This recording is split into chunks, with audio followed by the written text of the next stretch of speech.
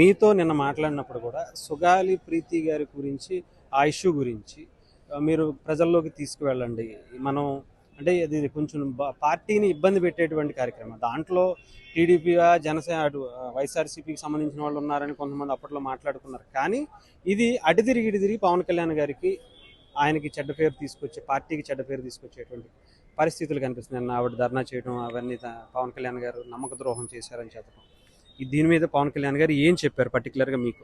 అంటే ఇక్కడ ఇది ఎలా వర్ణించాలి, ఎలా అభివర్ణించాలంటే ఈ సిచ్యువేషన్ ని ఎవరైతే ఆపదలో అడ్డుగా నిలబడ్డారో, ఏ వ్యక్తి అయితే కాపాడడానికి నడుం కట్టించే తన చేతుల్ని అడ్డు పెట్టాడో ఆ వ్యక్తి చేతికే ఈ రోజు కత్తిపోట్లు దిగుతున్నటువంటి సిచ్యువేషన్ గా, ఆ వ్యక్తి యొక్క వ్యక్తిత్వానికి వెన్నుపోటు గుచ్చుతున్నటువంటి పరిస్థితిగా కనిపిస్తా ఉందండి క్లియర్ గా. సుగాలి ప్రీతి ఇష్యూ జరిగినప్పుడు పవన్ కళ్యాణ్ గారు ఎలాంటి పదవులు లేరు, ఎలాంటి అధికారులు లేరు. తర్వాత 5 ఏళ్ల పాటు ఉన్నటువంటి గవర్నమెంట్ కూడా ఆ పాప విషయాన్ని ఏ విధంగా కూడా పట్టించుకోలేదు. కానీ కేవలం పవన్ కళ్యాణ్ గారు ఆ పాప విషయాన్ని పట్టించుకొని ఆ తల్లికి న్యాయం చేయాలని చెప్పేసి పోరాటం మొదలు పెట్టిన తర్వాతే చట్టపరంగా వాళ్ళకు కొంత ఆర్థిక భరోసా, కొంత లబ్ధి చేకూరింది. ఆ కేసు ఇప్పటికీ కూడా లైవ్ లో ఉంది క్లియర్ గా. ఆ తల్లికి ఎన్నోసార్లు పవన్ కళ్యాణ్ గారు భరోసా ఇవ్వడం జరిగింది. వాళ్ళకి అడుగున అప్పుడున్నటువంటి ప్రభుత్వం నుంచి కానివ్వండి, నేరస్తుల నుంచి కానివ్వండి, ఎలాంటి థ్రెటనింగ్ పరిస్థితి ఎదురవ్వకుండా అండగా నిలబడింది జన సైనికులు, జనసేనాని. కానీ ఈ రోజు ఏదన్నా రాజకీయ అరాచక శక్తుల యొక్క ట్రాప్ లో పడ్డారా, లేదంటే నిజంగానే ఆవిడ ఆవేదన నిలబుచ్చుతున్నారనేది తెలియదు కానివ్వండి. సుగాలి పార్వతి గారు ఈ రోజు పవన్ కళ్యాణ్ గారిని గురించి నెగిటివ్ గా మాట్లాడడం అనేది ఎలా ఉంది అంటే, నిన్న పవన్ కళ్యాణ్ గారు ఒక మాటలో అన్నారు, కాసే చెట్టుకే రాళ్ల దెబ్బలని చెప్పేసి. ఆవిడ కోసం న్యాయం చేయాలని ఏ వ్యక్తి అయితే పోరాడారో ఆ వ్యక్తిని ఇవాళ ఆవిడ శంకించి మాట్లాడడం నిజంగానే మా అందరికి మనసుకు బాధ కలిగించింది. ఇట్లాంటి సమస్య ఇంకేదన్నా ఉంటే అమ్మో మేము కూడా ఇలా చేయకూడదు, ఇంకా ఎవరైనా సరే మన ద్వారా సహాయం పొందినా సరే మనల్ని దూషిస్తారు అని చెప్పేసి అనిపించే భావన కలిగిందండి క్లియర్ గా. ఇంకోటి ఏంటి అంటే, మీకు వివేకానంద రెడ్డి గారి హత్య కేసు తెలుసు.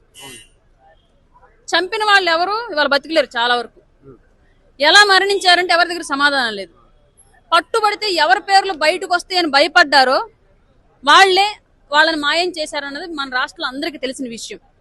అట్లాంటి పరిస్థితిని సుగాలి ప్రీతి కుటుంబానికి కలిగించకుండా రక్షణ కవచంగా నిలిచింది పవన్ కళ్యాణ్ గారు అన్న విషయం ఆవిడ మర్చిపోయారు ఇవాళ. సరే, ఆవిడ యొక్క ఆవేదనని ఒక ఆడ మనిషిగా, తల్లిగా నేను అర్థం చేసుకోగలను. ఆవిడికి న్యాయం చేసేది కూడా జనసేన పార్టీయే, పవన్ కళ్యాణ్ గారు. అది ఇప్పుడు కాకపోతే రేపైనా, ఈ సంవత్సరం కాకపోతే వచ్చే సంవత్సరం అయినా తప్పకుండా జనసేన పార్టీ మాత్రమే ఆ కేసుని జస్టిస్ 100% సర్వ్ చేయగలదు. ఈ విషయం మాత్రం ఆవిడ గుర్తుంచుకుంటే సంతోషం.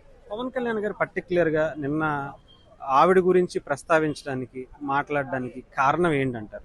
కారణాలంటూ ప్రత్యేకించి ఏమీ లేవండి. ఒక వారం రోజులుగా YCP social media and main media ప్రత్యేకించి ఆవిడ్ని తెర మీదకి తీసుకొచ్చి ఇప్పుడు మాత్రమే ఎందుకు ఈ విషయాన్ని హైలైట్ చేసి, ఆల్రెడీ గత 5 ఏళ్లలో వైసీపీ ప్రభుత్వమే నేరస్తుల దగ్గర డబ్బులు తీసుకుని అమ్ముడు పోయి సాక్ష్యాలను కూడా తారుమారు చేసిందని చెప్పేసి అప్పుడున్నటువంటి సిఐడి చీఫ్ ఎవరైతే ఉన్నారో ద్వారకా తిరుమలరావు గారు చెప్పినటువంటి విషయం క్లియర్. పవన్ కళ్యాణ్ గారికి అధికారంలోకి రాగానే ఆ కేసు గురించి అడిగితే ఆయన ఇచ్చినటువంటి ఆన్సర్ ఏంటి అంటే, సుగాలి పార్వతి గారు ఎవరైతే అనుమానితులుగా భావించి ఒక 11 మంది వివరాలు ఇచ్చిందో వాళ్ళ డిఎన్ఏ తోటి అక్కడ దొరికినటువంటి డిఎన్ఏ రిపోర్ట్స్ మ్యాచ్ అవ్వట్లేదు సార్, కాబట్టి సాక్షుల్ని తారుమారు చేసింది గత వైసీపీ ప్రభుత్వం అని చెప్పేసి క్లియర్ గా చెప్పారు. ఇప్పుడు ఆ విషయం మీద ఇన్వెస్టిగేషన్ జరగాలి అంటే కొంత సమయం తీసుకోవాల్సిన సిచ్యువేషన్ మొదటి నుంచి రావాలి. మొదటి నుంచి రావడం కూడా ఇప్పుడు అక్కడ మ్యాచ్ కాకుండా ఉన్నటువంటి డిఎన్ఏ అసలు ఎవరిది, ఎంతమందిని టెస్ట్ చేస్తేనే, ఎంతమందిని అదుపులోకి తీసుకుంటేనో ఈ విషయం అవుతుందని తెలియదు. దానికి కొంత సమయం కావాలి. ఏ ప్రభుత్వ వ్యవస్థకైనా, ఏ ఇన్వెస్టిగేషన్ వ్యవస్థకైనా కొన్ని సంవత్సరాలు పడుతుంది, కొంత టైం పడుతుంది. ఆ టైం కూడా ఈ రోజు ఇవ్వకుండా, పైగా అసలు ఆ కేసుతో ఎలాంటి సంబంధం లేనటువంటి, ఇవాళ పార్టీలో ఆయన ప్రభుత్వంలో భాగస్వామ్యమే కానీ ఆయన మెయిన్ లీడ్ కాదు పవన్ కళ్యాణ్ గారు. కానీ ఆయన్ని టార్గెట్ చేసి మాట్లాడడం అనేది నిజంగానే ఎవరో రాజకీయ అరాచక శక్తులు ఆమెలో ఉన్నటువంటి ఆ ఆవేదనని అస్త్రంగా చేసుకుని వాళ్ళ రాజకీయ లబ్ధి కోసం ఆవిడని ముందు పెట్టి వెనకాలంతా నడిపిస్తున్నారని చెప్పేసి మాకు అనిపిస్తుందండి. ఇది చాలా మంది ఏమనుకుంటున్నారంటే, పవన్ కళ్యాణ్ గారిది లీడర్ లో హీరో పాత్రకి కొంచెం దగ్గరగా అయిపోయింది.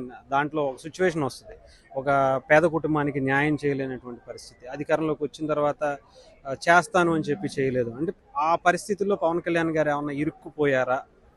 సినిమాలో చూపించినంత ఈజీగా పనులు ఎక్కడ వ్యవస్థల్లో అవ్వవు. వాస్తవికతలోకి వచ్చేటప్పటికి సినిమాలో ఒక పాటలోనే ప్రేమించుకుంటారు, పెళ్లిళ్ళు అయిపోతాయి, పిల్లలు పుట్టేస్తారు, పెద్ద పెద్ద భవనాలు కట్టేస్తారు, ఉద్యోగాల్లో చేరుతారు. బట్ నిజ జీవితంలోకి వచ్చేటప్పటికి ఏళ్ల తరబడి పడుతుంది ఈ ప్రాసెస్ అంతా జరగడానికి. వ్యవస్థలు కూడా అంతే, సినిమాలో చూపించినంత డ్రామాటిక్ గా అంత ఈజీగా అవ్వవు. వాస్తవంలో వ్యవస్థలు పనిచేసేటువంటి తీరు, వాళ్ళకి ఎదురయ్యేటువంటి ఆటంకాలు, వాళ్ళని సాల్వ్ చేసేటువంటి తీరు ఇవాళ చాలా రకాలుగా ఉంటాయి. కాబట్టి ఏ ప్రభుత్వానికైనా కొంత సమయం అవసరం, ఏ నాయకుడికైనా కొంత అనుభవం అండ్ సమయం కూడా అవసరం. ఇందులో పవన్ కళ్యాణ్ గారు కూడా ఆ దశలోనే ప్రస్తుతం ఉన్నారని చెప్పేసి మేము చెప్తున్నామండి.